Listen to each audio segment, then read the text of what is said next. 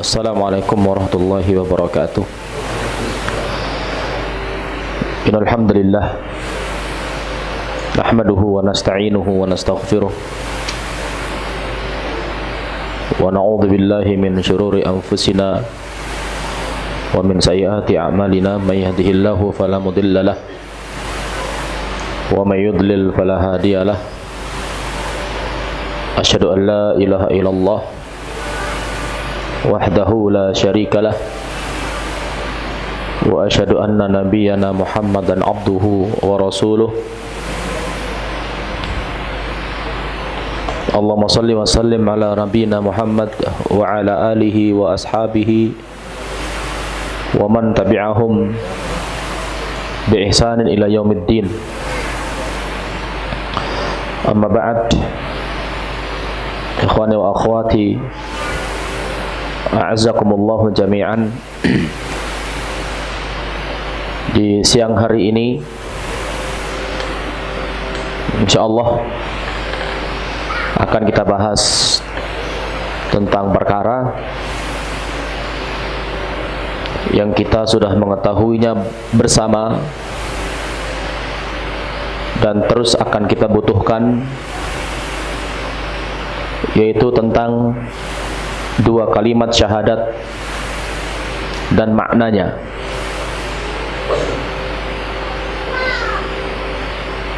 Karena dua kalimat syahadat ini adalah satu rukun dan itu rukun pertama di dalam Islam. Rukun pertama dalam Islam mengandung dua hal, yaitu dua kalimat syahadat, yang mana antara keduanya saling beriringan. Tidak akan sah kalimat syahadat kepada Allah tanpa syahadat kepada Nabi. Begitu pula tidak akan sah syahadat kita kepada Rasul sallallahu alaihi wasallam tanpa syahadat kepada Allah Subhanahu wa taala. Sehingga merupakan satu hal yang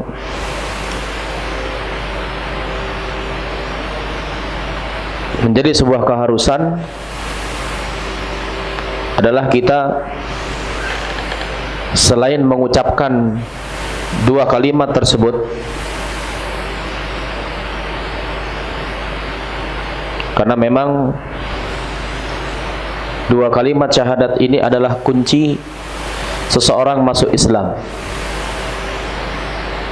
Seseorang tidak mungkin dikatakan dia seorang muslim kecuali dengan pertama kali mengucapkan dua kalimat syahadat. Oleh karena itulah ketika Nabi SAW mengutus seorang sahabat ke Yaman, yaitu Mu'adz bin Jabal, untuk mendakwahkan Islam, maka yang pertama kali diperintahkan oleh Nabi SAW kepada Mu'adz bin Jabal adalah beliau mengatakan, falyakun awwalu ma tad'uuhum ilaihi syahadatu an la ilaha illallah. Falyakun awwala ma tad'u ilaihi syahadatu an la ilaha illallah wa anna Muhammadan Rasulullah.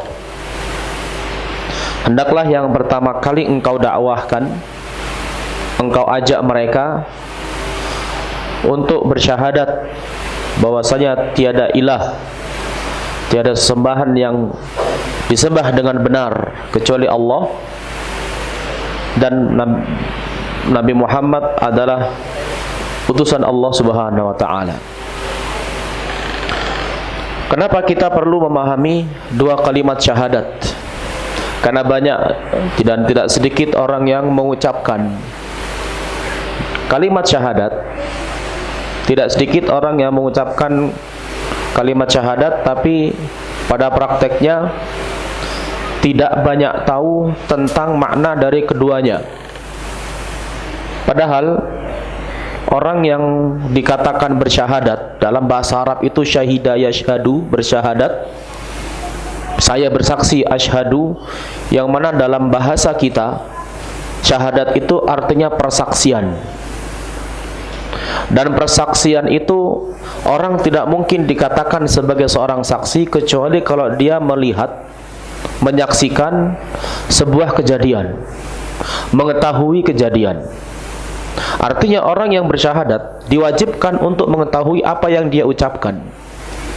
Makanya dipakai kalimat syahadat karena pada asalnya orang yang mengucapkan syahadat itu adalah orang yang tahu.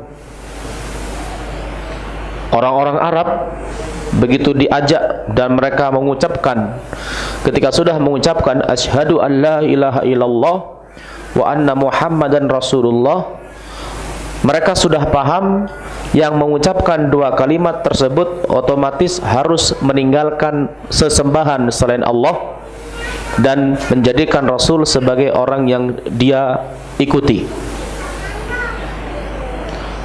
Sebagai bukti bahwasanya orang bersyahadat itu diwajibkan untuk mengetahui dan punya ilmu tentang apa yang dia ucapkan, agar kalimat syahadatnya betul-betul bermanfaat. Bisa dilihat dalam surat Zukhruf. Allah berfirman dalam surat Zukhruf ayat 86, yang mana Allah berfirman, illa man syahida bil haqqi wa hum ya'lamun, kecuali orang yang bersaksi dengan kebenaran dan mereka mengetahuinya. Ini adalah sebuah keterangan dari Allah Subhanahu wa taala bahwa orang yang bersaksi pada asalnya adalah orang yang tahu. Kalau seseorang itu mengatakan saya saksi, artinya dia tahu. Sungguh aneh ketika ada orang yang mengucapkan asyhadu an la ilaha illallah, tidak ada sesembahan yang patut disembah dengan benar kecuali Allah, tapi kenyataannya dia bahkan beribadah kepada selain Allah atau mengakui adanya sesembahan selain Allah Subhanahu wa taala. Inilah salah satu titik poin yang penting kenapa kita dituntut untuk dan diwajibkan untuk mengetahui makna dari kalimat la ilaha illallah, agar kalimat yang kita ucapkan ini, dua kalimat syahadat yang kita ucapkan, betul-betul bermanfaat dan betul-betul menjadi sebuah persaksian nanti ketika kita meninggalkan dunia ini dan kemudian kita bersaksi di hadapan Allah Subhanahu wa taala. Itu adalah pembahasan pertama tentang makna syahadat. Artinya syahadat itu artinya persaksian, dan orang yang bersaksi itu pada asalnya harus mengetahui apa yang dia persaksikan. Makanya di urusan hukum pun, dalam urusan hukum itu, kalau seandainya ada orang yang dijadikan saksi, ternyata ketika ditanya dia tidak tahu apa-apa, Anda ditunjuk sebagai saksi, apakah Anda melihat fulan berbuat? Tidak. Apakah ada bukti Anda fulan berbuat? Tidak. Semua yang dikatakan, yang ditanyakan kepada dia di sidang, sama sekali dia tidak tahu. Maka mungkin dia akan dikeluarkan dari tempat sidang dan dikatakan dia tidak pantas sebagai orang yang bersaksi. Kenapa? Tidak tahu tentang kejadian sedikit pun. Artinya bagi kita yang sudah mengucapkan dua kalimat syahadat, harus tahu apa konsekuensi dari dua kalimat tersebut.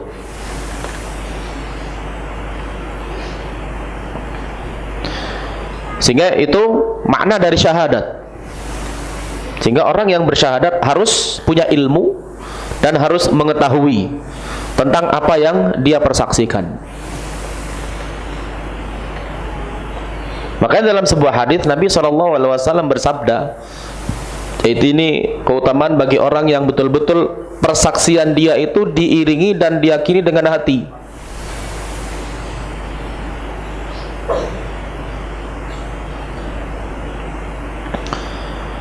Rasulullah SAW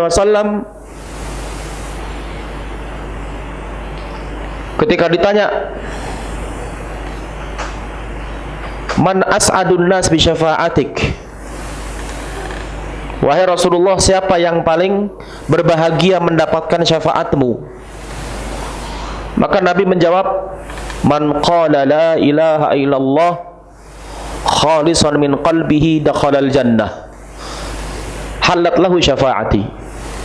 Barang siapa yang mengucapkan la ilaha illallah diiringi keikhlasan hatinya, maka dia yang mendapatkan syafaat dariku. Dan kalimat syahadat atau dua kalimat syahadat memiliki keutamaan. Dalam sebuah hadis Nabi bersabda, "Ma min abdin yashhadu an la ilaha illallah wa anna Muhammadan abduhu wa rasuluh illa harramahu Allahu 'alan nar." Tidak ada seorang hamba yang bersaksi bahwa tiada sesembahan yang berhak disembah dengan benar kecuali Allah dan Muhammad adalah hambanya dan utusannya, kecuali Allah haramkan untuknya neraka. Allah mengharamkan dia neraka. Dan ini ada dua makna. Seseorang diharamkan oleh Allah dari neraka, itu ada dua makna. Yang pertama, makna pertama adalah benar-benar Allah selamatkan dia dari neraka. Artinya tidak tersentuh neraka sedikit pun. Makna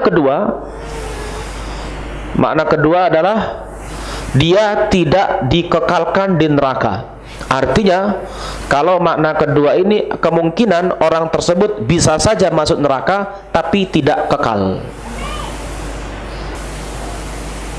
Ini salah satu dari keutamaan seseorang yang bersaksi la ilaha illallah Muhammadan Rasulullah.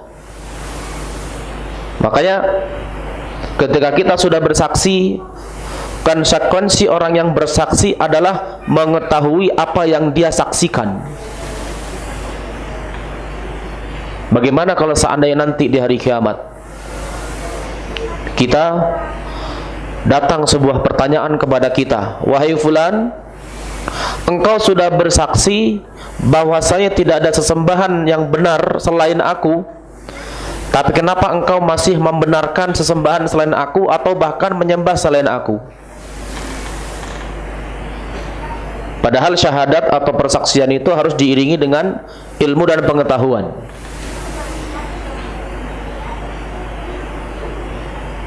Kemudian selanjutnya, ketika kita sudah mengetahui makna dari kalimat syahadat, yang kedua adalah syahadat pertama, la ilaha illallah.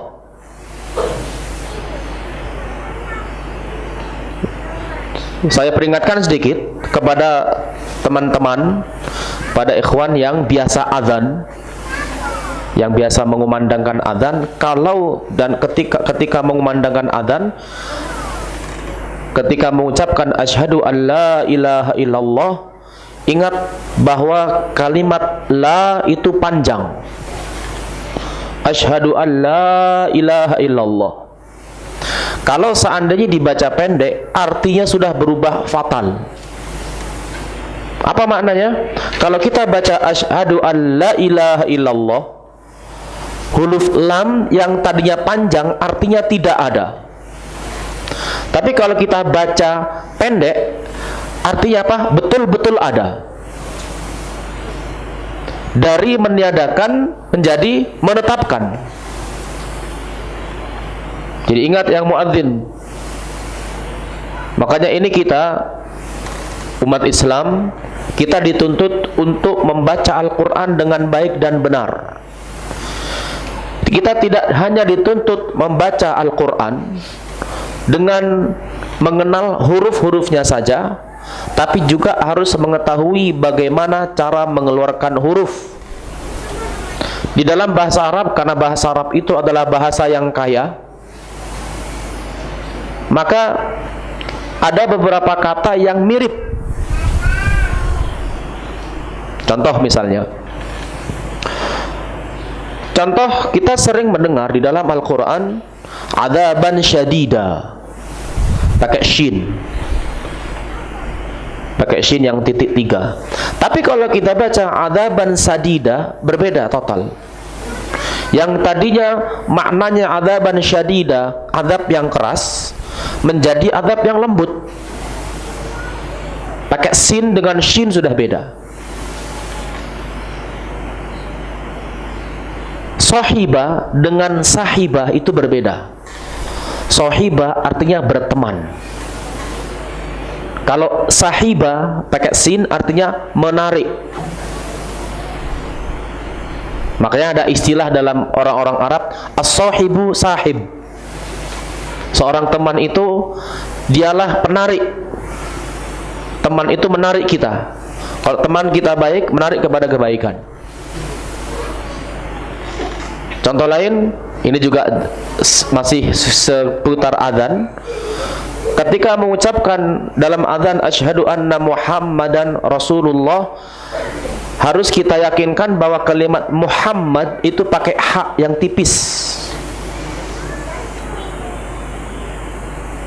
Di ujung atas tenggorokan, ha, bukan ha. Kenapa? Beda total. Kalau kita membaca asyhadu anna Muhammadan Rasulullah, saya bersaksi bahwasanya Muhammad adalah utusan Allah. Muhammad itu artinya orang yang terpuji. Tapi ketika kita baca asyhadu anna Muhammadan, Muhammad itu artinya orang yang dihancurkan, orang yang dibinasakan. Karena kata-kata hamida yahmadu, hamidun pakai ha bukan ha, itu adalah hancur. Makanya kalau ngasih nama anak Hamid, anak kita namanya Hamid, mungkin dalam bahasa Indonesia nggak ada bedanya Hamid dengan Hamid. Tapi ketika kita tulis pakai bahasa Arab harus pakai ha, yang artinya orang yang memuji. Kalau Hamid orang yang binasa. Ini keutamaan dan pentingnya kita belajar bahasa Arab dan bahasa Al-Quran dengan benar. Dalam kalimat syahadat kita mengucapkan asyhadu an la ilaha illallah, yang mana yang ditiadakan la ilaha, yang ditiadakan adalah ilah. Apa arti ilah? Al-ilahu maknahu al-ma'luh ay al-ma'bud. Al-ilah itu artinya dalam bahasa artinya adalah yang disembah, yang diibadahi. Itu makna dari ilah. Makanya arti ilah kalau dalam bahasa kita diterjemahkan dengan Tuhan agak sedikit tidak cocok. Kenapa? Karena kalau seandainya kita katakan la ilaha illallah, tidak ada Tuhan selain Allah, pada kenyataannya Tuhan selain Allah itu banyak.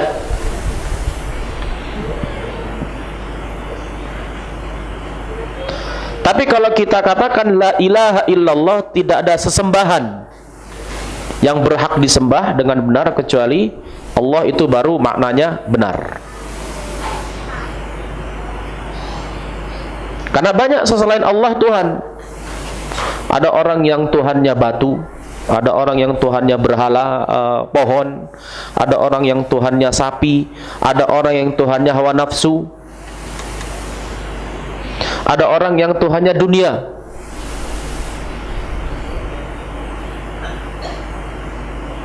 Sedangkan ilah itu artinya al-ma'bud, yang disembah. Ketika kita mengucapkan la dalam bahasa Arab, la itu kalau kita belajar bahasa Arab di nahwu, la itu salah satu maknanya adalah linnafiyah. Linnafiyah itu artinya untuk meniadakan.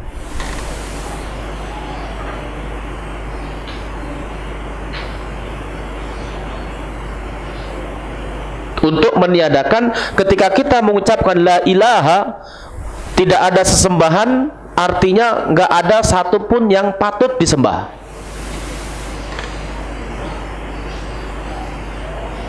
Kalau kita hanya mengucapkan ini saja, la ilaha, tidak ada sesembahan, ini paham komunis.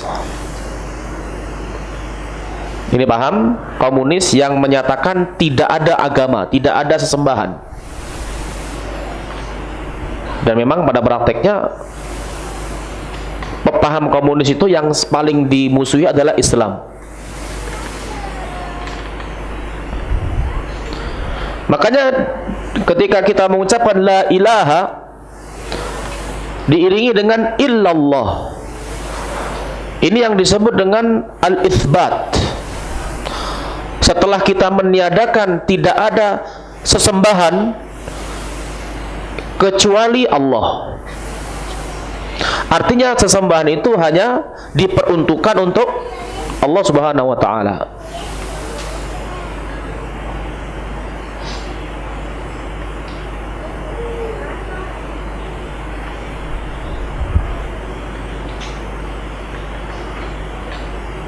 Dan itu memang kaidah dalam bahasa Arab. Kalau kita belajar kaidah bahasa Arab, ada istilah al-istitsna, pengecualian, penggunaan illa. Sesuatu yang dikecualikan biasanya dan hukumnya lebih sedikit, dan itu juga berlaku dalam bahasa Indonesia. Kalau ada seseorang mengatakan semua murid masuk kecuali Muhammad, itu benar. Tapi agak aneh kalau ada yang mengatakan Muhammad masuk kecuali semua murid.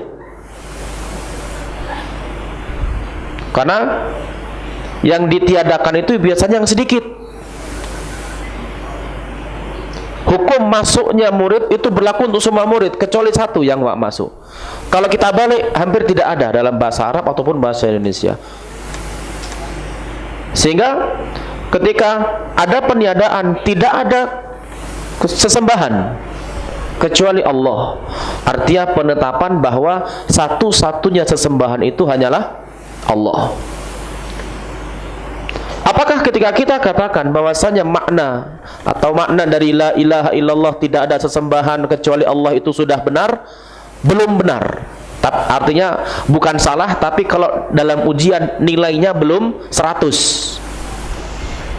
Kenapa? Ada masalah. Itu masalahnya, kalau kita katakan la ilaha illallah itu tidak ada sesembahan kecuali Allah, prakteknya di tengah-tengah kehidupan manusia banyak sesembahan selain Allah.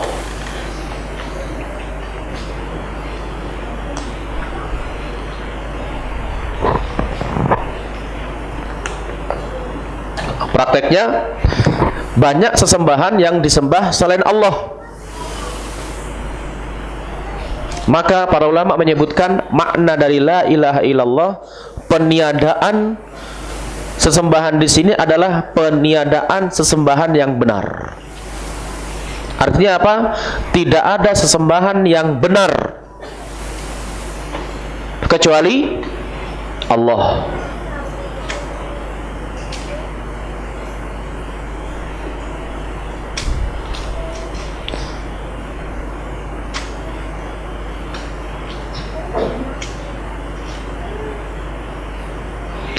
Karena dalam Al-Quran sudah ada isyarat bahwasanya hanya Allah yang patut disembah dengan benar. Pertama, di dalam Al-Quran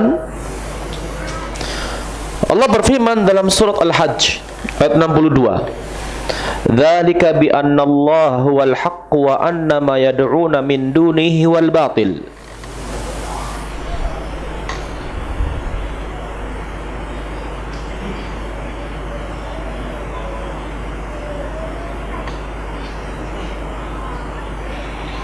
Dalam ayat lain juga yang mirip bunyinya, cuman tidak ada kata-kata huwa, yaitu dalam surat Luqman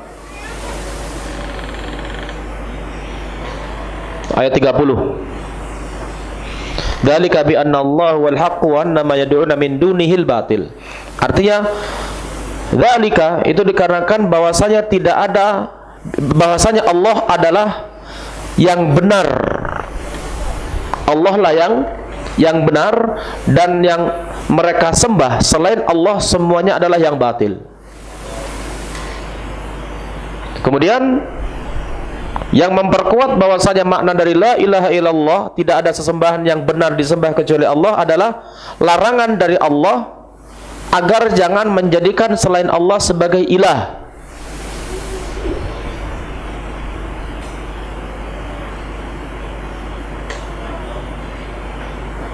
Allah berfirman, wala taj'al ma'allahi ilahan akhar.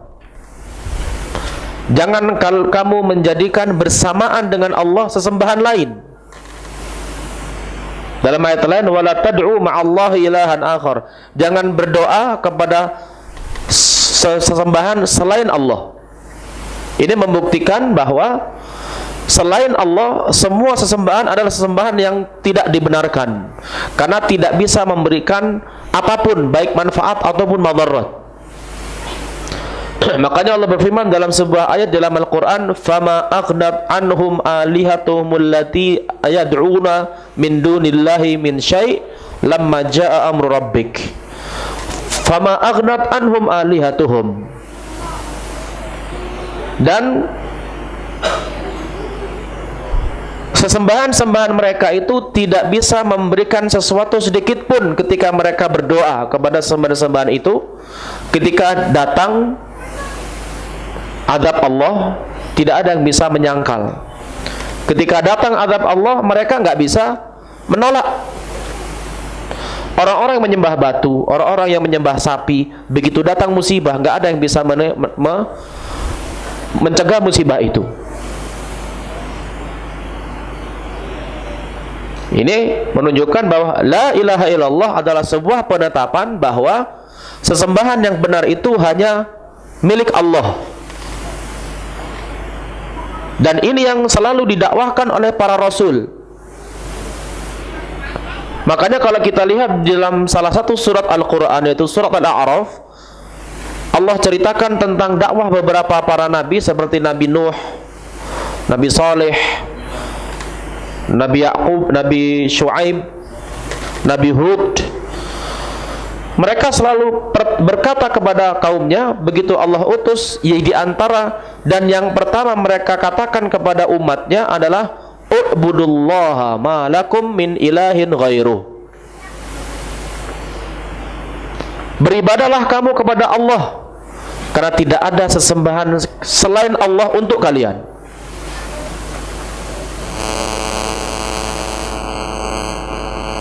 Maka ketika kita mengucapkan asyhadu an la ilaha illallah, ini adalah sebuah ucapan yang diiringi oleh penetapan hati dan keyakinan hati bahwasanya tidak ada sesembahan yang patut disembah dengan benar kecuali hanya Allah saja. Ini dakwah para rasul. Sehingga lebih tepat, ilah itu artinya sesembahan, bukan Tuhan. Kalau Tuhan, Tuhan dalam bahasa Melayu apa artinya? Tuan, yang artinya pemilik. Dan memang dalam bahasa Arab itu pemilik itu Rabbun. Rabbun itu bisa dipakai untuk Allah, bisa dipakai untuk manusia. Sedangkan ilah itu menyembah. Apakah ada Rabbun selain Allah? Banyak. Kalau seandainya yang kita artikan Rabbun itu adalah maknanya pemilik. Karena manusia itu bisa dikatakan pemilik rumah. Makanya Abu Talib, bukan Abu Talib, Abdul Muttalib, kakeknya Nabi SAW. Abdul Muttalib,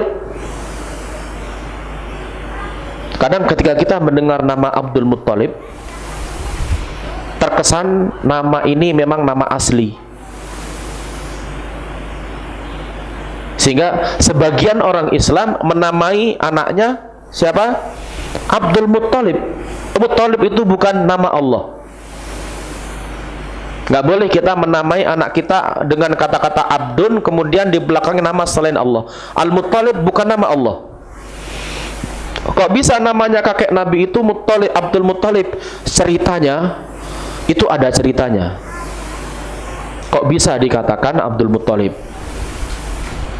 Sama dengan orang nama aslinya mungkin Abdurrahman atau Abdullah, kok bisa dia disebut Sidul?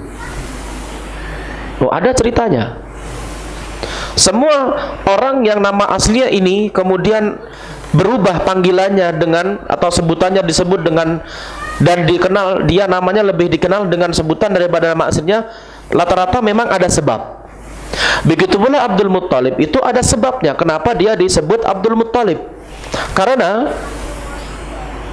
dan ini bisa dilihat dalam kitab Ar-Rahiqul Makhtum, As-Sirah Nabawiyah, yang ditulis oleh Al-Mubarak Al-Furi rahimahullah, Safi Rahman Al-Mubarak-Furi. Kakeknya Nabi di atas Abdul Muttalib yaitu Hashim. Hashim ini bisa kita dikatakan bangsawan Arab karena dia dari bangsa Quraisy.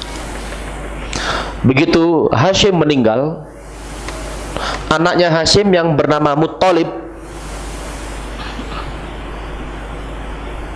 anaknya Hashim yang bernama Muttalib itu mengetahui kalau Hashim ini punya anak yang bernama Syaibah. Oh, bukan, Hashim ini saudaranya Muttalib, jadi keponakan nantinya. Hashim punya anak namanya Syaibah. Muttalib ini tahu bahwasanya Hashim punya anak Syaibah tapi tinggal di Madinah. Karena memang Hashim ini punya istri di Mekah dan di Madinah. Kenapa dia punya istri di Madinah? Karena orang-orang Mekah kalau dagang, karena di zaman dulu Mekah dan Madinah beda. Orang Mekah itu biasa dagang, orang Madinah berkebun. Orang Mekah kalau berdagang ke Syam itu selalu lewat Madinah, sehingga Hashim pun dia punya istri di Madinah. Lahirlah yang bernama Syaibah dari istri dia di Madinah. Ketika dia meninggal, maka Muttalib kemudian melihat ini yang mewarisi adalah anak laki-lakinya. Maka pergilah dia ke Madinah untuk menjemput Syaibah. Pada asalnya ibunya menolak. Kemudian dirayu lagi bahwasanya ini Syaibah ini akan menjadi pewaris tahta atau singgasana Hashim kerajaan Quraisy di Mekah, penguasa di Mekah, sehingga ibunya merelakan. Dibawalah Syaibah ini menuju ke Mekah. Dalam perjalanan menuju Mekah, warnanya Hashim, warna kulitnya berubah menjadi kehitam-hitaman. Karena mungkin zaman dulu nggak ada bis AC. Zaman dulu nggak ada bis AC, jalannya yang lurus nggak ada. Mekah Madinah sekarang cuma 6 jam. Dulu Mekah Madinah Rasulullah kalau pada saat pergi haji wada dari Madinah ke Mekah itu 7 hari 8 malam. Perjalanan jalan kaki naik onta. Panasnya Masya Allah. Sehingga dalam perjalanan itu berubah kulitnya. Muttalib membawa Syaibah ke dalam Mekah. Orang Mekah nggak kenal siapa dia. Karena nggak kenal, dikira dia budak miliknya Muttalib. Sehingga apa? Sehingga kemudian orang menyebutnya Abdul Muttalib. Ini budaknya Muttalib. Dia lebih dikenal dengan Abdul Muttalib daripada nama aslinya Syaibah. Abdul Muttalib ketika dia didatangi oleh Abraha. Tentu kita tahu siapa Abraha, yang ingin menghancurkan Ka'bah. Maka kemudian sebelum ingin menghancurkan Ka'bah, Abraha, orang-orang Mekah semua diambil ontanya, termasuk onta miliknya Abdul Muttalib. Apa kata Abdul Muttalib mendatangi Abraha? Dia minta ontanya kembali. Abraha bertanya, "Wahai Abdul Muttalib, engkau datang ke sini cuma minta onta kamu, dan kamu tidak mempertanyakan tujuan saya datang ke sini untuk menghancurkan Ka'bah yang itu tempat ibadahmu." Apa kata Abdul Muttalib? "Innama ana rabbul ibil." Muttalib menyebut dirinya apa? Rabbu. Saya adalah pemilik onta.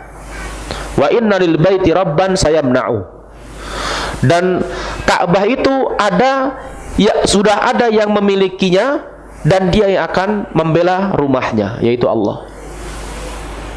Jadi orang Quraisy sebelum datangnya Islam, mereka sudah yakin Allah menjaga Ka'bah dan tidak akan membiarkan orang menghancurkan Ka'bah.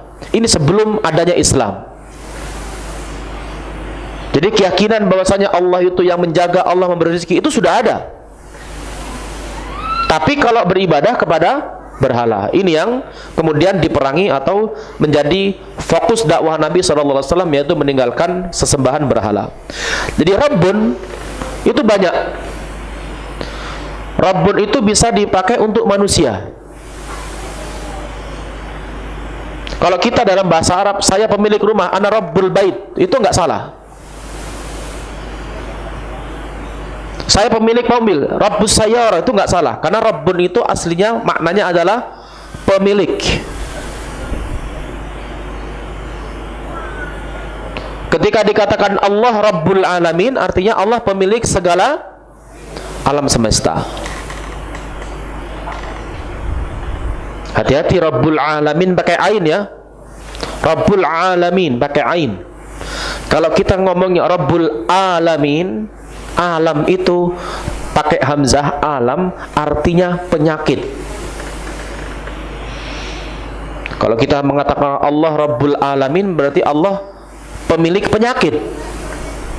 Maknanya sudah beda. Jadi yang merasa belum fasih mengucapkan huruf-huruf yang punya kemiripan antara ain dengan hamzah, ha dengan ha, kemudian zal dengan za.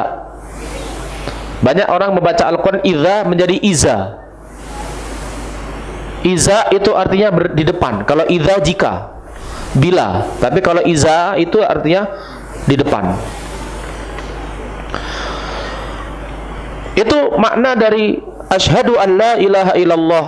Sehingga seseorang yang mengucapkan asyhadu an la ilaha illallah, konsekuensinya adalah dia tidak boleh beribadah kecuali hanya kepada Allah. Sekarang ketika kita dituntut untuk beribadah kepada Allah, apa makna ibadah? Ibadah itu maknanya dua. Ada makna yang secara bahasa, ada secara istilah. Makna secara bahasa ibadah itu adalah al-khudu'u wat-tadallulu wal-inqiyad, yang artinya ibadah itu secara bahasa maknanya adalah tunduk, patuh, dan merendahkan diri. Makanya ketika kita mengatakan Abdullah, kita hamba Allah, artinya kita tunduk. Kita sebagai hamba Allah artinya yang tunduk, yang patuh, dan rendah diri di hadapan Allah. Makanya inilah sebab kenapa nggak boleh kita menamakan diri kita Abdun, kemudian di belakangnya nama selain Allah. Karena orang-orang Quraisy musyrikin pun ada yang namanya Abdul Uzza, salah satu nama berhala. Nggak boleh kita menamai anak kita Abdul Manaf. Ini orang-orang Quraisy zaman dulu. Jadi hati-hati memberi nama anak, atau jangan sampai kita inginnya namanya Abdu tapi nggak cocok belakangnya, bukan nama Allah. Beberapa kali saya membaca ada rumah atau kebun atau pagar rumah itu tertulis rumah ini pemilik rumah ini Abdul Roni. Apa makna Roni? Nggak ada. Dalam nama dan sifat-sifat Allah tidak ada yang disebut dengan Roni. Secara istilah ibadah itu artinya, para ulama menyebutkan ibadah itu artinya adalah ismun jami'in likulli ma yuhibbuhu Allah wa yardahu minal aqwali wal af'ali adh-dhahirati wal batinah. Segala ibadah itu artinya satu ungkapan, satu nama yang mencakup segala sesuatu yang dicintai Allah dan diridhoi, baik itu ucapan ataupun perbuatan yang terlihat atau tidak terlihat. Dengan makna ini, ibadah itu lingkupnya luas. Takut bisa jadi ibadah. Mengharap bisa jadi ibadah. Meminta bisa jadi ibadah.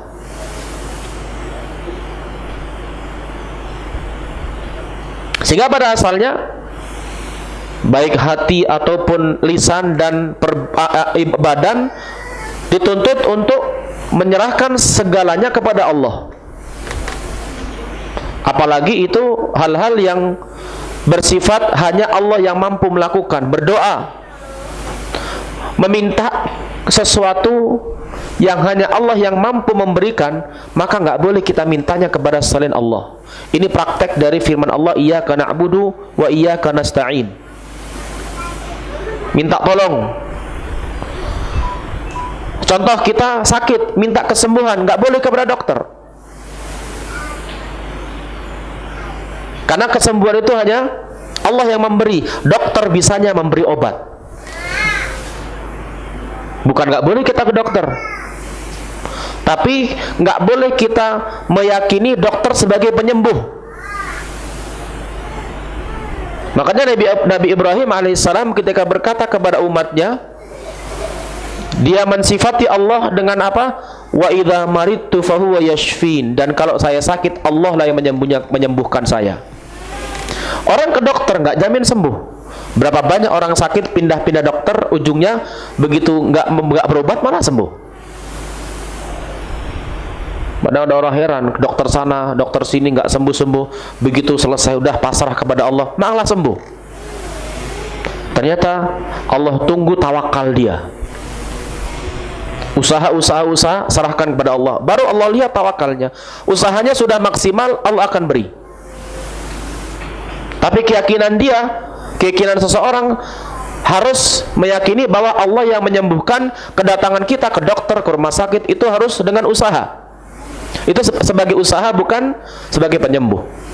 Karena bisa saja orang sakit sembuh tanpa berobat, dan bisa saja orang berobat nggak sembuh-sembuh. Karena penyakit itu datang dari Allah, minta kesembuhan datang harus kepada Allah, nggak boleh kepada yang lain. Begitu pula menyembelih. Sembelihan yang ditujukan untuk mengagungkan seseorang itu nggak boleh kecuali hanya Allah. Menghormati orang mati dengan sembelihan nggak boleh. Kalau kita ingin menghormati orang tua kita yang sudah mati, jaga wasiat yang benar. Berbakti kepada kedua orang tua yang sudah mati itu salah satunya adalah menjalin hubungan dengan teman-teman bapak atau ibu, atau orang-orang yang ketika ada orang tua kita tersambung hubungannya, ketika mereka mati terputus, maka sambung hubungan yang terputus dengan matinya orang tua kita. Ini salah satu bakti kepada orang tua. Jangan berlebihan. Kita menghormati bapak kita sudah mati, sembelih, nggak boleh, ini syirik. Nabi bersabda apa? Man dzabah li ghairillahi faqad asyrak. Siapa yang menyembelih untuk selain Allah telah berbuat syirik, karena sembelihan itu ibadah. Ingat firman Allah yang sering kita dengar, insyaallah kita hafal semua. Qul inna salati wa nusuki wa mahyaya wa mamati lillahi rabbil alamin la syarikalah. Katakan Muhammad bahwasanya salatku, sembelihanku, hidup dan matiku hanya untuk Allah saja, tidak ada sekutu baginya. Dan ibadah pun seperti yang kita sebutkan dari awal tadi, lingkupnya luas, bukan hanya orang sekedar sholat, puasa, zakat, bukan hanya itu saja. Semua gerak-gerik manusia bisa dikatakan ibadah kalau tujuannya untuk mencari keridhaan Allah. Tadi kita sebutkan bahwa ibadah itu adalah sesuatu yang Allah ridhoi. Berarti apa? Kalau mau ibadah, harus yakin bahwa perbuatan itu atau ibadah itu diridhai oleh Allah, bukan diridhai oleh kita, bukan diridhai oleh manusia.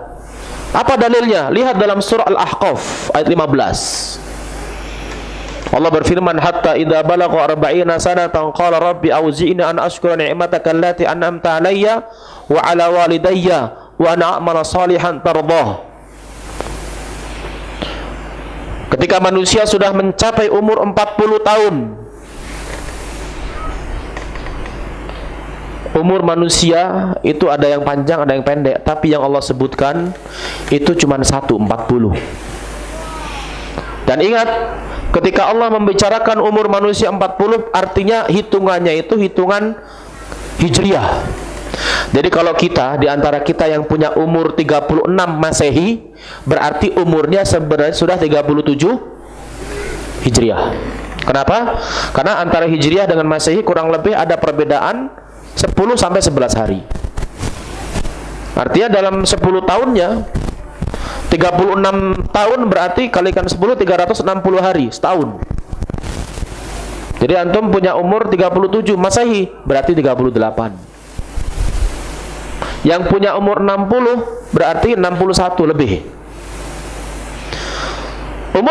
Ketika manusia mencapai umur 40, kata Allah, kemudian dia berkata umur 40 itu, ya Allah, berikan aku kemampuan untuk mensyukuri nikmat-Mu kepadaku dan kepada kedua orang tuaku, dan berikan aku kemampuan untuk beramal soleh. Ingat kata-kata terakhir dari ayat itu, wa an a'mala solihan tardoh, dan beri aku kemampuan untuk beramal soleh yang Engkau ridhoi. Bukan yang saya ridhoi, bukan diridhoi orang tua, bukan diridhoi oleh kiai, bukan, tapi diridhoi oleh Allah. Bagaimana kita tahu Allah meridhai sebuah ibadah? Caranya mudah dan sangat mudah. Kaidahnya apa? Kaidah para ulama ingin mengetahui sesuatu Allah cintai dan Allah ridhai, kaidahnya adalah kalau seandainya Allah dan Rasulnya memerintahkan, berarti perbuatan itu adalah hal yang dicintai dan diridhai Allah. Kalau Allah memerintahkan, Nabi memerintahkan, berarti itu diridhai Allah. Karena tidak mungkin Allah memerintahkan sebuah perbuatan dalam satu waktu yang sama dibenci oleh Allah, nggak ada. Tidak ada sesuatu yang Allah benci tapi kita diperintahkan, nggak ada. Kalau Allah benci berarti Allah haramkan. Ketika Allah memerintahkan sebuah perbuatan, itu artinya Allah mencintainya. Bagaimana kalau seandainya perbuatan itu tidak ada di dalam Al-Quran dan hadis Nabi, nggak ada keterangan sedikit pun bahwasanya Allah menyuruh, berarti kita diam saja. Iya Pak, tapi katanya ini ibadah, kata guru saya. Ya kita hormati guru kita, tapi kita lebih cintai Allah dan Rasulnya. Guru kita siapapun dia sebagai manusia bisa bersalah, karena manusia itu tidak lepas dari hawa nafsu walaupun dia seorang ulama. Sehingga ulama itu yang diambil itu ilmunya, bukan orangnya. Ulama itu yang diambil ilmu dan petunjuk, bukan kita fanatik kepada orangnya, tapi fanatik pada ilmunya. Makanya Allah berfirman di dalam surat Al-An'am tentang ketika Allah sebutkan para nabi-nabi sebanyak 18 di dalam surat Al-An'am. Nanti saya cari ayatnya, lupa ayatnya ayat berapa. Ketika Allah sebutkan para nabi-nabi, Allah katakan dalam ayat, di akhir ayat itu, dza'ulaika alladzina hadallahu fabihudahu muqtadih. Mereka lah orang-orang yang Allah berikan petunjuk, maka ambillah petunjuk mereka. Seorang nabi diambil petunjuknya, nggak boleh fanatik pada perorangannya, karena dia manusia bisa bersalah. Nabi Muhammad punya kesalahan, bukan nggak punya salah. Nabi Muhammad itu adalah manusia bisa bersalah, tapi bedanya dia sudah diampuni. Kalau ada orang mengatakan semua manusia bisa berbuat salah kecuali Nabi, salah. Nabi Muhammad bisa berbuat salah, tapi dia diampuni oleh Allah dosa-dosa dan kesalahannya yang terjadi atau yang belum terjadi. Itu yang disebut dengan al-ma'sum, yang diampuni dosa-dosanya, sedangkan kita tidak. Kalau seandainya perbuatan itu orang mengatakan ibadah, tapi setelah kita tanya, kita cari, nggak ada satu ayat pun, hadis pun yang menyebutkan bahwasanya Allah memerintahkan atau Nabi memerintahkan perbuatan itu, berarti kita paling tidak jangan berbuat dulu. Takutnya apa? Kita beribadah kepada Allah dengan sesuatu yang belum Allah cintai, atau bahkan tidak Allah cintai. Takutnya Allah tidak ridho. Capek-capek kita beribadah, ternyata Allah tidak cintai, otomatis tidak Allah berikan balasan. Jangan sampai amalan kita seperti debu yang berterbangan nanti di hari kiamat. Kenapa? Nggak jelas. Kembali kepada masalah la ilaha illallah. Orang mengucapkan asyhadu an la ilaha illallah, konsekuensinya adalah segalanya ditujukan kepada Allah. Salatnya, hidupnya, matinya, sembelihannya, seluruh ibadah. Oleh karena itulah, agar ibadah kita benar, maka kemudian syahadat la ilaha illallah itu diiringi dengan syahadat kepada Nabi Muhammad alaihi salatu wassalam. Asyhadu an la ilaha illallah wa anna Muhammadan Rasulullah, atau wa anna Muhammadan abduhu wa rasuluh. Apa maknanya kalimat syahadat yang kedua ini? Kalimat syahadat yang kedua ini artinya seseorang mengucapkan dengan lisannya dan diiringi dengan keyakinan hati bahwasanya Muhammad bin Abdullah itu adalah satu-satunya orang yang Allah jadikan utusan kepada jin dan manusia untuk mengajarkan ibadah kepada Allah dengan benar. Apa konsekuensi? Seperti hal yang tadi kita sebutkan, saya bersaksi bahwa saya Muhammad itu adalah hamba Allah dan utusan Allah. Pertama, Nabi Muhammad adalah hamba Allah, berarti dia seorang manusia yang tidak punya keistimewaan sebagai Tuhan atau sesembahan. Ketika kita mengucapkan Muhammad adalah hamba Allah, itu artinya Nabi Muhammad itu manusia, sehingga tidak boleh kita menyembah dia. Karena ada sebagian orang yang menjadikan Nabi Muhammad itu atau memuji Nabi Muhammad dengan berlebihan. Nabi Muhammad itu bisa mematikan, bisa menghidupkan, bisa menyelamatkan dari segala mara bahaya. Dia segalanya di alam semesta ini. Kalau bukan karena Nabi Muhammad, Allah tidak akan menciptakan alam semesta ini. Ini semua adalah sebuah keyakinan yang jauh dari tuntunan Nabi Muhammad SAW dan jauh dari makna Muhammad hamba Allah dan utusannya. Dengan pernyataan bahwasanya Nabi Muhammad itu adalah hamba Allah, artinya tidak boleh kita menjadikan Nabi Muhammad sebagai Tuhan yang disembah. Meminta kepada Nabi, sholatnya untuk Nabi, ini nggak boleh. Makanya ada beberapa orang yang jahil, tidak tahu, jauh-jauh datang dari Pakistan,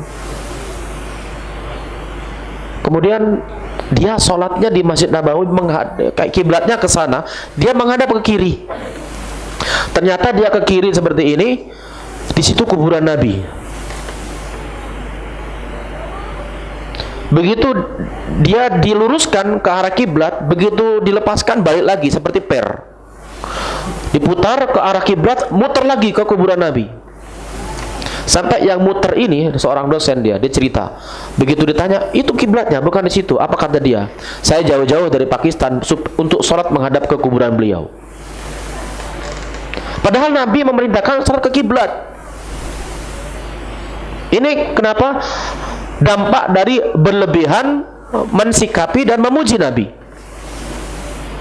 Makanya ini bukan dari praktek dari kalimat Nabi Muhammad adalah hamba Allah. Kalau sudah seperti ini, itu artinya dia sama menjadikan Nabi Muhammad sebagai sesembahan. Dan Nabi Muhammad itu adalah manusia yang tidak bisa menolak madarat kalau ketika dia datang madarat itu atau mencari manfaat untuk dirinya.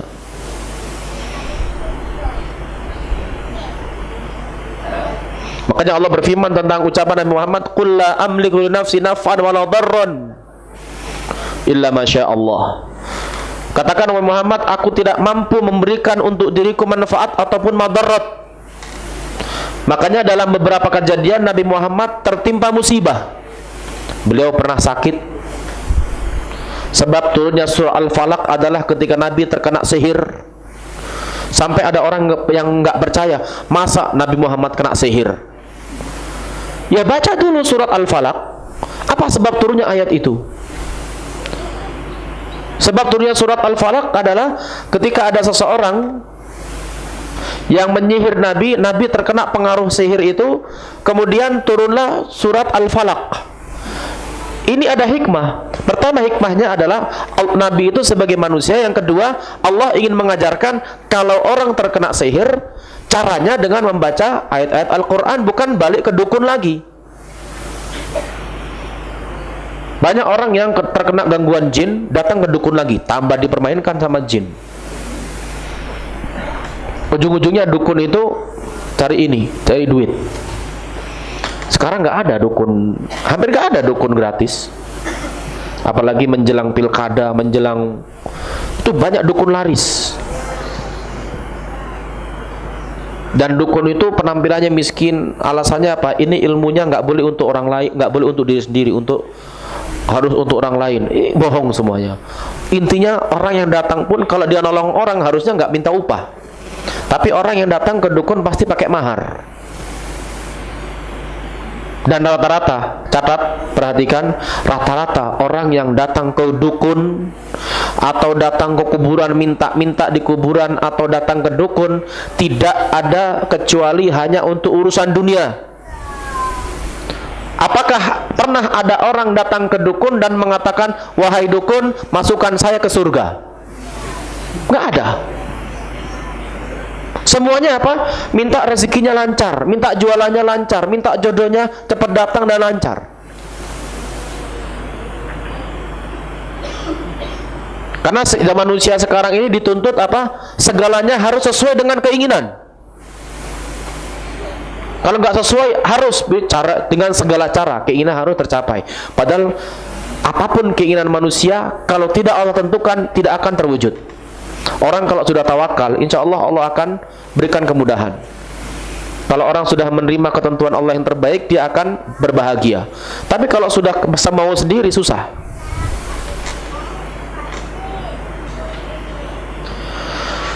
Kemudian yang kedua, wa asyhadu anna Muhammadan abduhu wa rasuluh.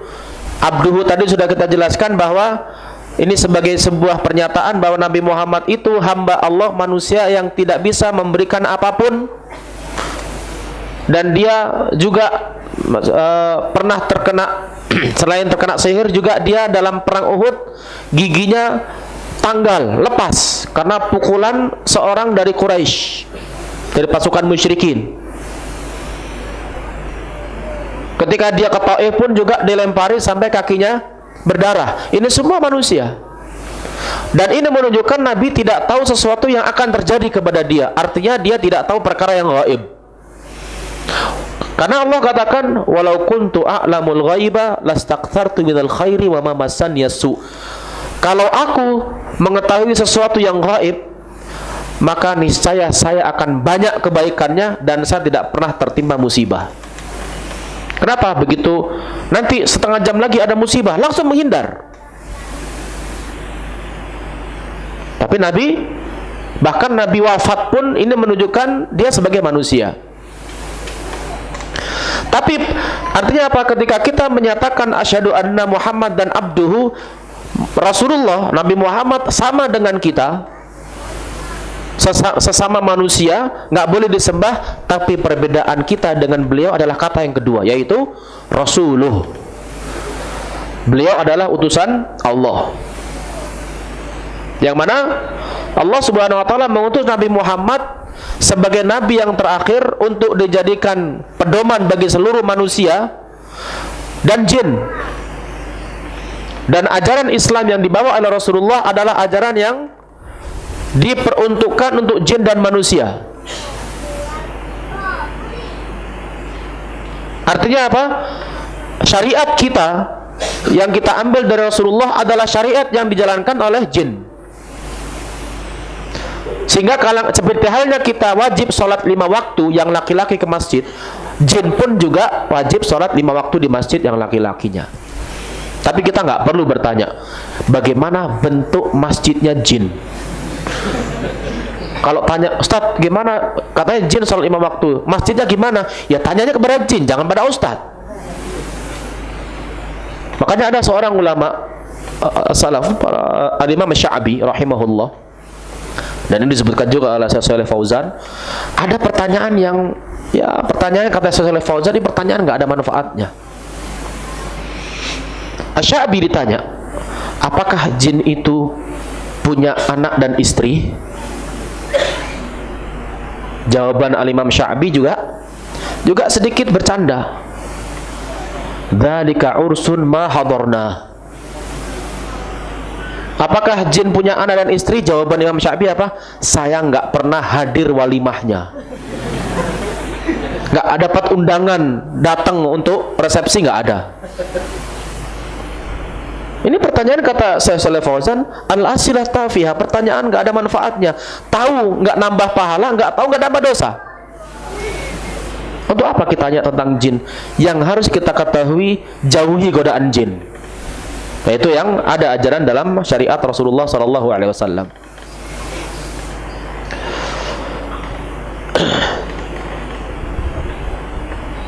Sehingga Rasulullah SAW, ketika kita meyakini dan menyatakan Muhammad adalah utusan Allah, yang mana Allah mengutus Nabi Muhammad itu untuk mengajarkan Islam, itu artinya harus kita jadikan Nabi Muhammad sebagai orang yang kita jadikan contoh dalam menjalankan Islam. Segala ibadah yang kita kerjakan harus yakin dan pasti bahwa itu adalah ajaran yang telah ditetapkan oleh Rasulullah SAW. Tanpa itu ibadah atau keyakinan kita tidak benar. Makanya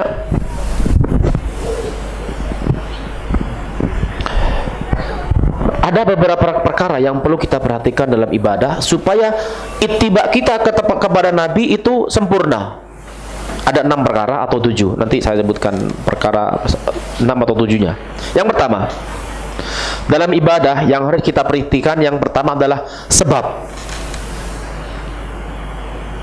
Ibadah tidak akan betul-betul sesuai dengan syariat kecuali harus kita ketahui pertama sebabnya. Ada ibadah yang ada sebabnya. Misal, kenapa kita puasa Ramadan? Apa sebabnya? Karena perintah Allah.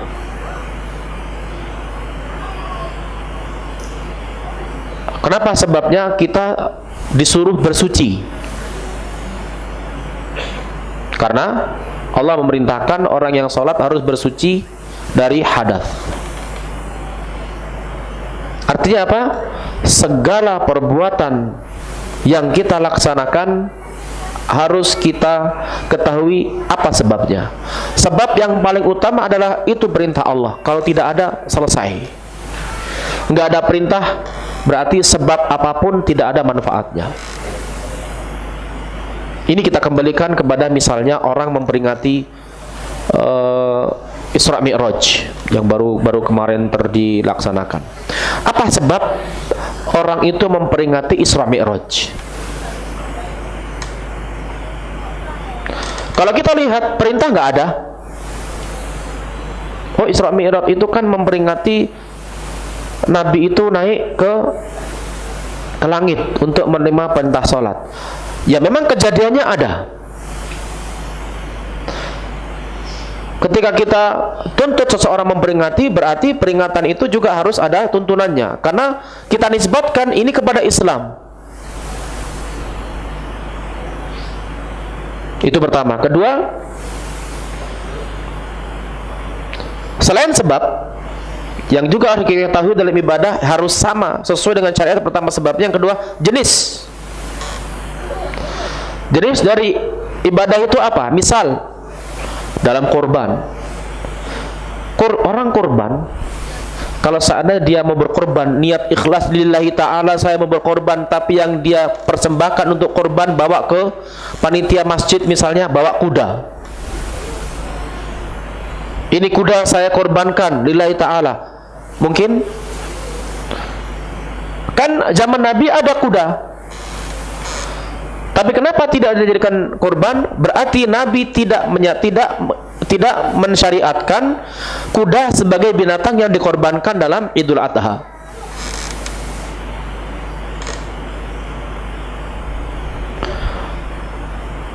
Yang ketiga, kita ibadah dikatakan sesuai dengan syariat kalau sesuai dengan syariat dari sisi ukuran atau jumlah. Kalau sholat duhur 4 ya sudah cukup 4, nggak perlu ditambah.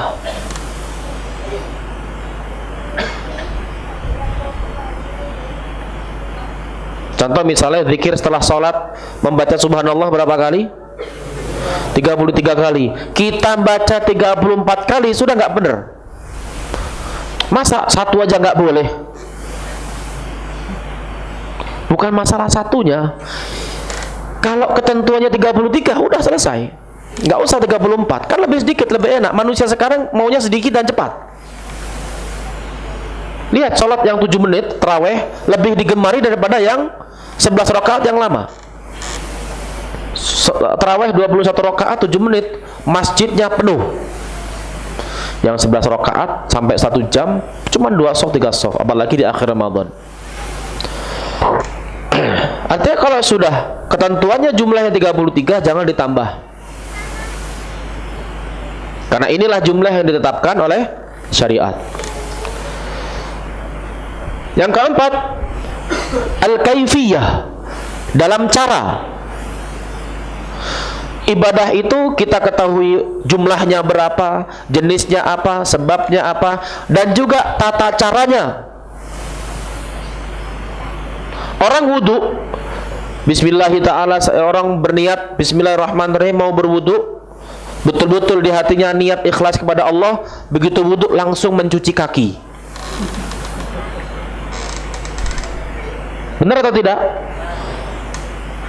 Caranya, wudunya benar, niat wudunya sudah benar, ingin kepada Allah, tapi caranya salah. Makanya kita lihat juga bagaimana cara beribadah.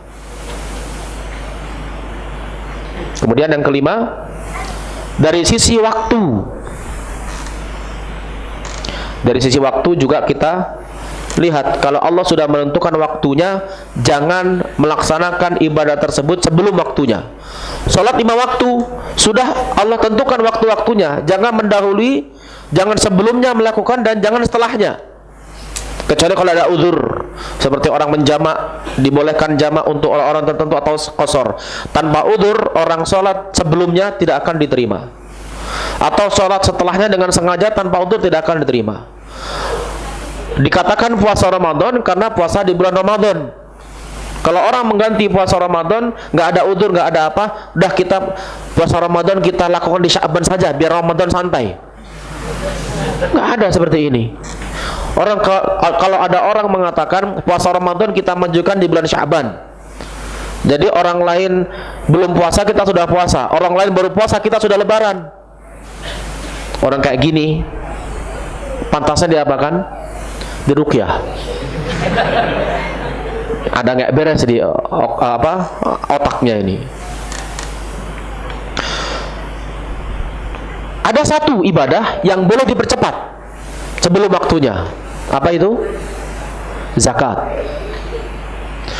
Kalau orang hartanya sudah mencapai nisab, misalnya dia nisabnya itu 1 Ramadan tahun lalu, atau misalnya 1 Ramadan tahun lalu dia sudah mencapai nisab, haulnya 1 Ramadan akan datang. Tapi dia percepat karena banyak orang miskin di sekitar dia, dan zakatnya ini kalau dia tahan 1 Ramadan nanti orang ini sudah kelaparan, orang miskinnya, dipercepat, itu boleh. Karena ada seorang sahabat di zaman Nabi, kalau tidak salah paman Nabi Al-Abbas, dia minta kepada Rasulullah agar untuk mempercepat zakatnya, maka oleh Rasulullah dibolehkan. Kenapa? Karena zakat hubungannya dengan manusia, haknya. Beda dengan puasa, puasa, haji dan lainnya, itu murni hak Allah Subhanahu wa taala. Dan yang keenam adalah dari sisi tempat. Sholat jamaah tempatnya di masjid, berarti tempatkan sholat jamaah di masjid, jangan di rumah. Begitu pula orang wukuf haji itu di Makkah dan di tanah di Al-Masyair. Tawaf itu di Ka'bah, jangan di kuburan. Tawaf itu di Ka'bah. Selain Ka'bah bukan tempat tawaf.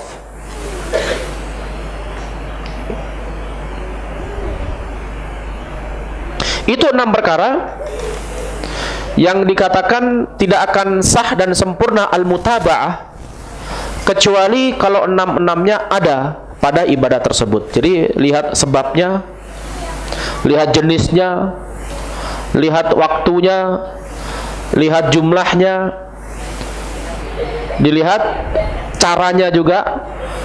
Jangan kita tertipu dengan baiknya perbuatan.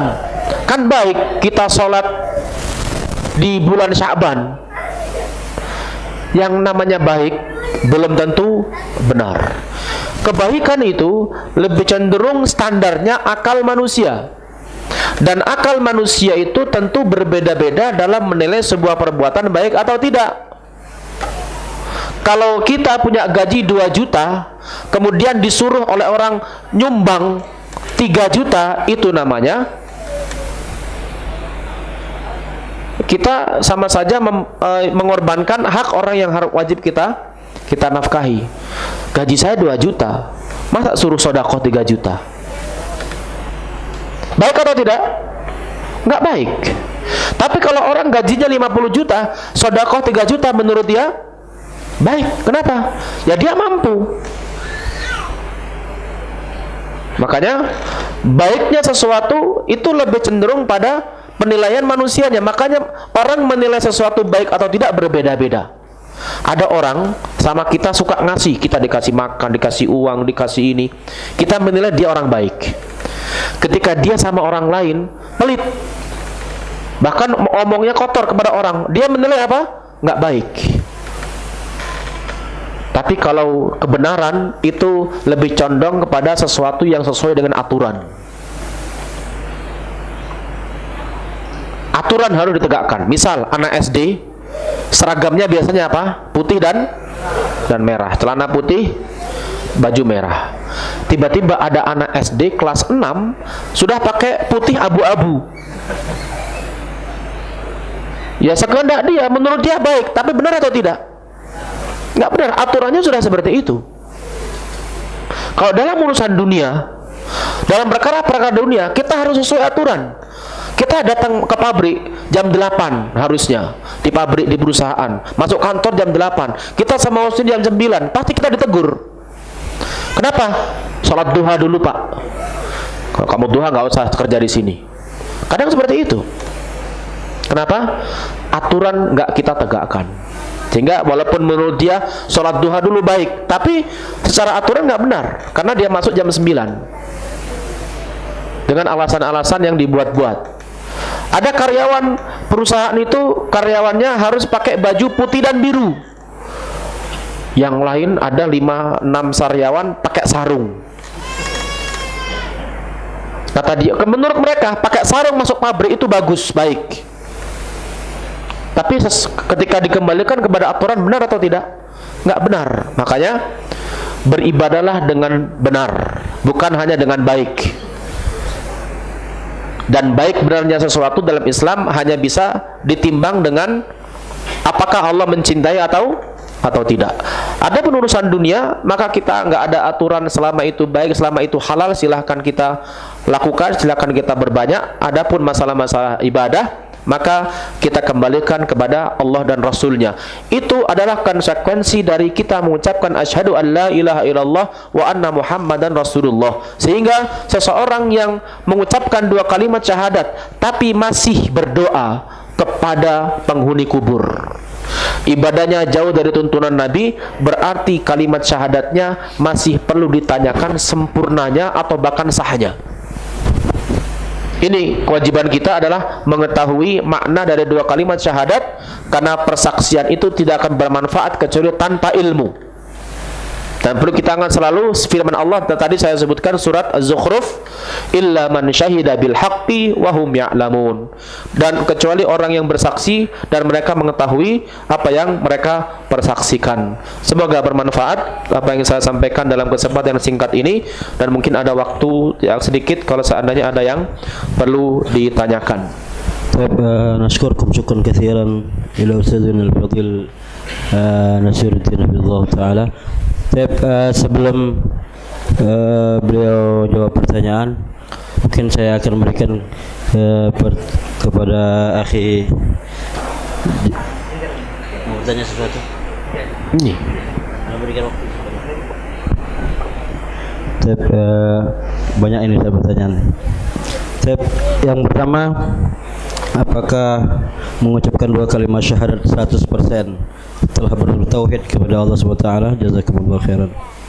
Ya. Dibaca semua enggak? Tapi baca semua aja sini, enggak apa-apa. Dibaca aja sini. Iya. Apakah mengucapkan kalimat syahadat sudah 100% bertauhid kepada Allah? Mengucapkan saja belum. Mengucapkan, setelah mengucapkan dia pelajari makna dan ilmunya, kemudian dipraktekkan dalam kehidupan, baru 100% syahadatnya benar. Karena masih banyak orang yang mengucapkan kalimat syahadat tapi prakteknya syahadatnya jauh dari perbuatannya. Tadi baru saya sebutkan, orang mengucapkan 2 kalimat syahadat tapi masih menyembah selain Allah, masih nyembah kuburan, masih dalam ibadahnya banyak yang tidak diajarkan Nabi, berarti syahadatnya belum sempurna. Bagaimana hukumnya jika seseorang semasa hidupnya ahli maksiat dan pada saat akhir hayatnya dia mengucapkan 2 kalimat syahadat? Kalau dia betul-betul dapat hidayah untuk bersyahadat di akhir hayatnya, maka semua maksiat dia sudah terhapus dan diampuni. Nabi bersabda, "Ala inna taubata tajubbu ma qablaha." Sesungguhnya taubat itu menghapus segala sesuatu yang sebelumnya. Dan dalam riwayat lain, at-taubatu al-islamu yajubu ma qablah. Keislaman seseorang itu menghapus segala dosa yang pernah dilakukan oleh seseorang. Apakah sama ilah dengan tauhid? Kalau ilahnya selain Allah itu tauhid, sama. Tapi ilah yang benar hanya Allah. Apa nama yang paling afdal untuk diberikan kepada anak perempuan yang setara dengan nama Abdullah dan Abdurrahman? Kalau nama perempuan itu pakai ima. Perempuan itu namanya Ima'ullah, Ima'ur Rahman. Karena Abdun itu hamba laki-laki, Ima itu nama perempuan. Makanya Nabi bersabda dalam sebuah hadis, la tamna'u ima Allahi masajidallah. Jangan engkau larang hamba-hamba Allah yang perempuan itu untuk sholat di masjid Allah. Itu ima itu jamak. Kalau mufradnya satu, misalnya Abdullah berarti amatullah, pakai hamzah bukan ain. Amatullah artinya hamba Allah yang perempuan. Dan mungkin ini jarang, perempuan lebih cenderung namanya kepada istri-istri Nabi juga bagus. Para istri Nabi, para sahabat Nabi yang perempuan, atau nama-nama yang memiliki makna yang baik. Apakah hukumnya isbal saat sholat wajib? Sholatnya sah, isbalnya dosa. Jadi sholatnya tetap sah. Sunnahnya baik berjamaah sendiri sah atau tidak? Apa hukumnya isbal saat sholat sunnat wajib, baik berjamaah sendiri atau sah? Masalah sahnya, sholatnya sah.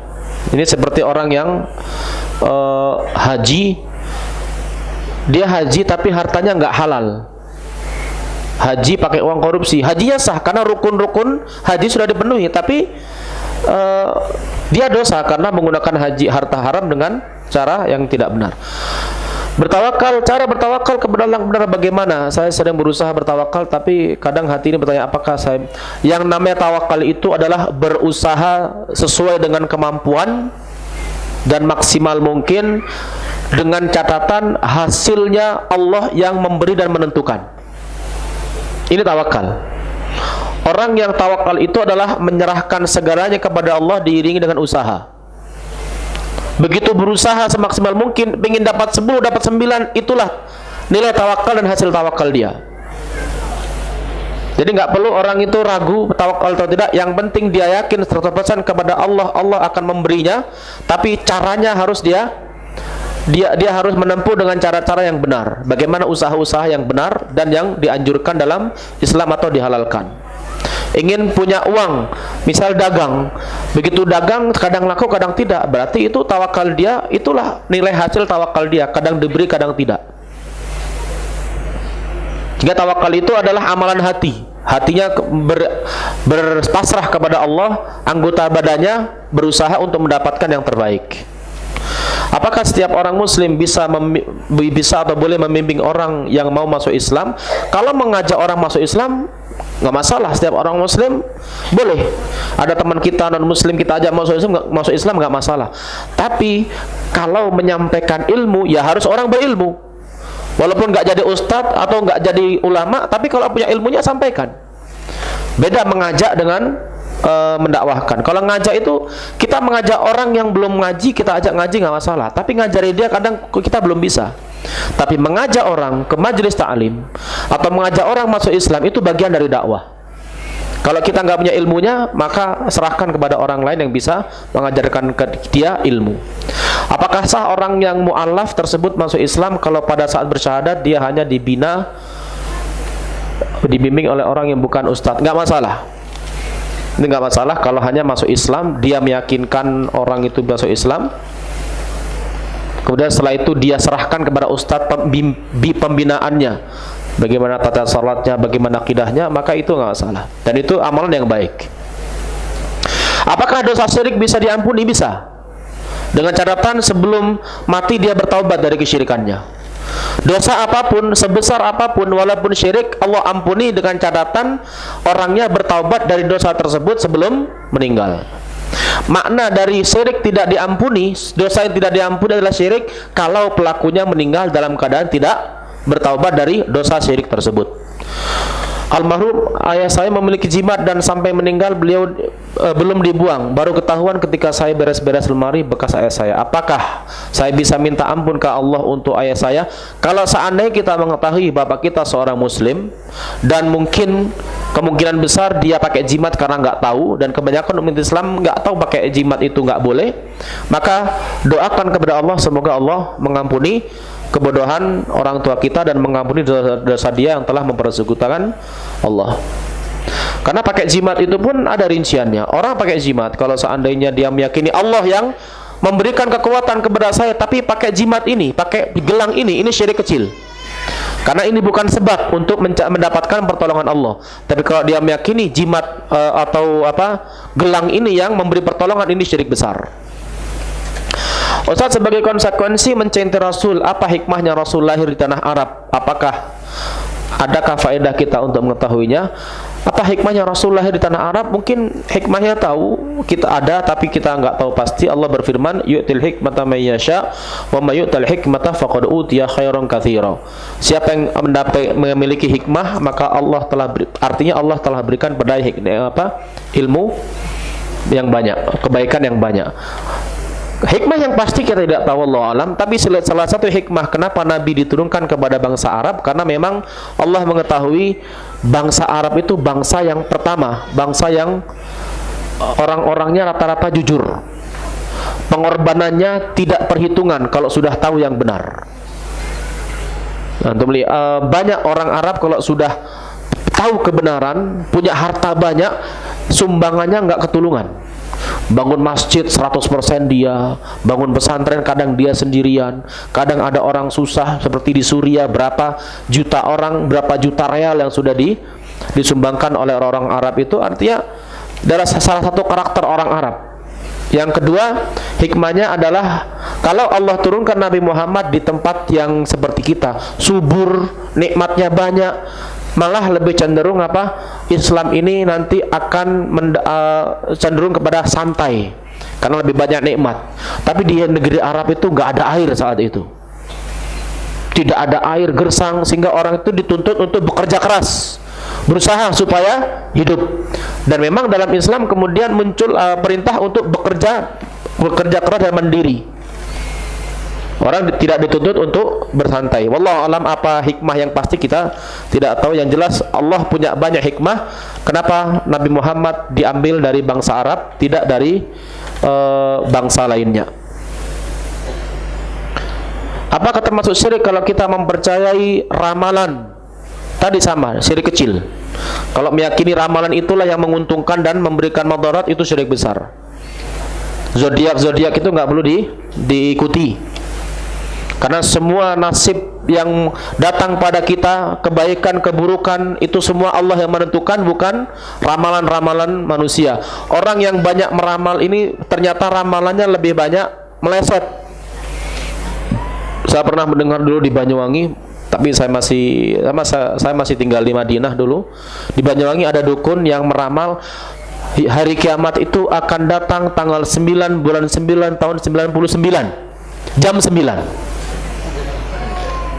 Banyak orang percaya, sehingga dukun ini bagaimana menyelamatkan kita selamat dari kiamat. Dia menyendiri di sebuah gunung dan diikuti ratusan orang. Ini nggak masuk akal. Kalau sudah kiamat semua kena. Nggak gunung yang dia tempati, nggak tempat lain. Menyelamatkan dari hari kiamat ini bodoh. Semua tempat akan terkena hari kiamat. Kapan hari kiamat datang, semua orang yang hidup saat itu akan merasakan dahsyatnya hari kiamat. Sehingga ramalan itu nggak perlu. Kalau kita melihat, beda dengan ramalan cuaca. Melihat awan, kayaknya ini hujan, hati-hati, kita bawa payung, itu nggak masalah, karena ada tanda-tanda. Nggak ada tanda-tanda tiba-tiba memastikan kiamat sekian tahun lagi. Ada yang meramal dengan ini, hitungan ini. Karena Nabi mengatakan umur Muhammad sekian, kiamat nanti tahun sekian. Itu hadis lemah sekali. Penjelasan bahwa saya umur Nabi Muhammad sekian tahun itu lemah. Jika penentuan kapan kiamat pun nggak ada yang tahu.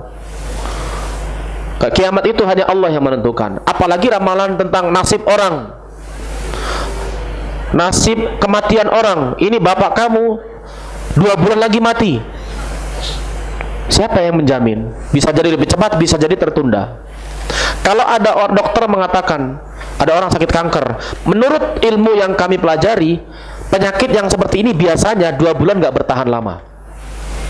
Karena ada seorang saudara kita, ikhwan kita sudah meninggal, dia sakit kanker. Dokter tidak mengira, perkiraan dokter dia setahun lagi sudah nggak ada. 2 tahun dari perkiraan dokter ada. Sampai dia haji pulang pun belum meninggal. Dokter heran, kok bisa haji? Padahal ramalan prediksi dokter nggak sampai. Semua manusia bisa meramal, bisa memperkirakan, tapi Allah menentukan. Tapi ramalan-ramalan yang seperti dukun-dukun itu nggak boleh kita percayai. Kalau kita datang ke dukun percaya, berarti kita telah menyelisihi atau mengingkari apa yang telah Allah turunkan kepada Nabi Muhammad. Lebih baik kita memohon kepada Allah agar diberi yang terbaik. Itu saja. Apakah jika membaca kitab Burdah itu termasuk syirik? Baca saja enggak. Tapi kalau meyakini isinya, ya kalau isinya syirik dan kita yakini isinya bisa syirik. Baca Injil, membaca Injil enggak mutlak salah. Tapi kalau kemudian kita baca kita yakini, ini salah. Tapi saya sarankan jangan baca kitab-kitab yang belum jelas atau bahkan sudah jelas itu isinya menyimpang dari Islam. Karena kalau kita nggak bisa memilih dan memilah isi kitab itu, nanti kita akan menilai buku itu dengan perasaan. Kalau perasaan kita membenarkan, akan kita benarkan, dan kita yakini itu benar, padahal belum tentu benar. Bacalah buku yang sudah jelas ditulis oleh seorang yang akidahnya benar. Apa yang sebaiknya kita lakukan apabila masjid di dekat rumah yang mengerjakan tarawih tidak sesuai dengan tuntunan Rasulullah? Apakah salat tarawihnya diterima? Kalau sholat tarawih itu sholat sunnah. Kalau memang tidak khusyuk atau memang pelaksanaannya tidak sesuai dengan sunnah, cari masjid lain yang bisa lebih khusyuk dalam melaksanakan sholat tersebut. Atau kalau memang masjid yang paling dekat memang cepat, lebih cepat dari ayam makan beras, ayam makan jagung, itu kasih ayam 1 genggam, bandingkan dengan orang yang sholat tarawih, cepat mana? Itu nggak bisa dibedakan mana yang lebih cepat. Kadang lebih cepat yang sholat. Kalau sudah sholatnya seperti itu, berarti khusyuk dan tumanina sudah hilang, maka boleh sholat tarawih dilaksanakan di rumah. Tapi aslinya tarawih harus dianjurkan di masjid. Cari masjid yang memang betul-betul pelaksanaannya paling tidak walaupun 23 rakaat, mungkin menurut khilaf ulama sebagian membolehkan, ikuti kalau memang khusyuk dan tumanina nggak terburu-buru. Ada orang berdalil begini, 23 itu yang benar. Lihat di Mekah Madinah itu 23. Iya betul, Mekah Madinah 23. Tapi caranya nggak seperti mereka. 23 7 menit. Di sana 23 70 menit. Lebih bahkan 1,5 jam. Pak Ustaz, saya minta mana aplikasi Uber driver yang saya berdebat dan menanyakan kepada saya, Islam itu radikal atau ajaran peradaban? Islam itu agama dari Allah, turun dari Allah untuk menjadi istilahnya sebagai rahmat, yang artinya sebagai kedamaian untuk manusia. Siapapun yang memeluk Islam dia akan bergembira. Jadi ini salah. Radikal atau peradaban, nggak ada. Islam itu datang dari Allah. Mengapa menggunakan aplikasi Uber padahal punya orang Yahudi? Kenapa tidak menggunakan aplikasi Gojek yang jelas Islam punya? Gojek ini emang punya Islam ya? Saya nggak tahu juga ini. Ini kan masalah-masalah duniawi. Kalau seandainya kita nggak boleh pakai Uber, ya sudah, nggak usah punya email Yahoo, nggak usah nanti pakai mobil yang dibuat oleh orang kafir. Perkara duniawi dalam Islam tidak ada ketentuannya. Yang penting dia hukumnya halal dan baik, nggak masalah. Mau mobil, mau apa, mau bikinan orang kafir, mau yang buat orang musyrik, kalau memang perkara duniawi nggak masalah. Nabi Rasulullah sendiri punya kerjasama jual beli dengan orang Yahudi. Para sahabat melakukan transaksi jual beli dengan orang Yahudi. Uber ini aplikasi yang mana di dalamnya transaksi jual beli. Kita beli jasa, mobilnya datang, kita bayar, selesai melalui Uber. Jadi nggak masalah. Kalau jangan kita punya pemikiran yang sempit. Ini produk Yahud, nggak boleh. Ini bukan, juga tidak diajarkan di dalam ajaran Nabi dan Allah Subhanahu Wa Taala. Mungkin saya minta waktu sedikit menyelesaikan pertanyaannya. Bagaimana cara mensikapi pertanyaan ini untuk di kemudian hari, terutama nomor 2? Ya jelaskan tadi bahwasanya Islam itu agama yang simple, ibadahnya harus sesuai dengan, dalam hal ibadah harus tepat, tapi dalam urusan duniawi bebas selama catatannya halal dan ada maslahatnya. Apakah syahadat seseorang yang luntur apabila ada berselisih hati dengan tidak senang dengan sikapnya dalam hal ini, misal terhadap saudara, ortu atau ortua? Apakah syahadat orang luntur? Ya dilihat perselisihannya dalam hal apa. Tidak mutlak orang berselisih dengan orang lain membuat syahadat luntur. Kalau memang perselisihan didasari hal kebenaran dan kesalahan, ini salah ini benar, maka itu juga konsekuensi dari syahadat. Jadi lihat dulu rincian dari perselisihan itu. Bagaimana cara menasihati dengan benar orang, dalam hal ini orang tua yang melakukan peringatan yang tidak adalnya mengikuti maulidnya. Yang paling baik orang tua, saudara, teman yang masih ikut acara bid'ah, karena mereka rata-rata belum tahu, ajak ngaji dulu. Jangan langsung didebat masalah seperti itu. Kalau kita bisa mengajak orang hadir di majelis ilmu, biarkan dia ngaji. Nanti dia tahu sendiri, seperti kita yang juga dulu sebelumnya pengagum bid'ah. Ini sudah terjadi. Ikhwan kita, kawan-kawan kita, begitu ada temannya ikut ini, ikut itu, langsung diajak debat, ini bid'ah, ini nggak boleh. Yang terjadi perselisihan yang tidak ada hasil.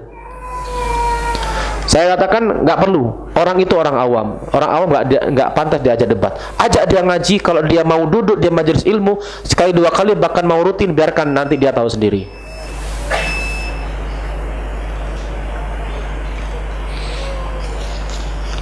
Ini pertanyaan agak panjang nih.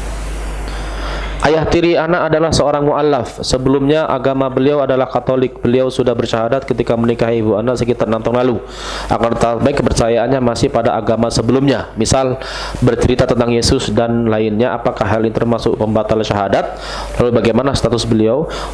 Apakah Islam atau sudah hilang syahadatnya? Orang yang bersyahadat pada asalnya dia sudah masuk Islam. Kalau dia meyakini hal-hal yang lama, itu karena mungkin belum ada yang mengajari dia.